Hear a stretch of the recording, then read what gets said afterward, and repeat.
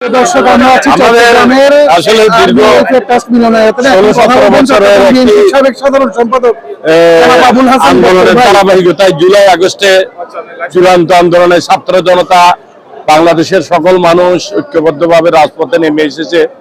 তখন মাফিয়ার বিদায় নিয়েছে, একটা স্বৈরাচারের বিদায় হয়েছে। আমরা গণতান্ত্রিক পরিবেশ ফিরে পেয়েছি। দেশে একটি সুষ্ঠু সকলের অংশগ্রহণমূলক গণতান্ত্রিক পদ্ধতিতে নির্বাচনের মাধ্যমে আমাদের দল বিএনপি জনগণের সমর্থন নিয়ে সরকার গঠন করেছে।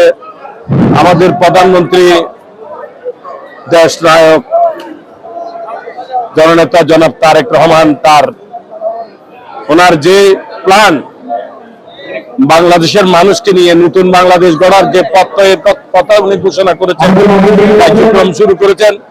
কার্যক্রম শুরু করেছেন। আপনারা দেখেছেন ফ্যামিলি কার্ড, ক্ষমতা মন্ত্রী পরিষদ গঠন করার 3 সপ্তাহের মধ্যে উনি ফ্যামিলি কার্ড পাইলট প্রকল্প হিসেবে বিতরণ শুরু করেছেন। এর পরবর্তী পর্যায়ে কৃষকদের 12,000 কোটি টাকা ঋণ শোধ করে দিয়েছেন।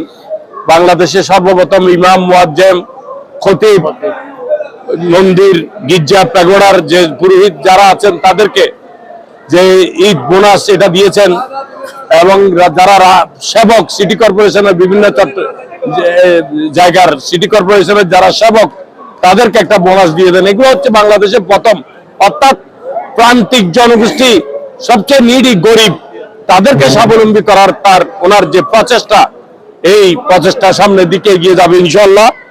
বাংলাদেশ মানুষ দেখবে একটা নতুন বাংলাদেশ।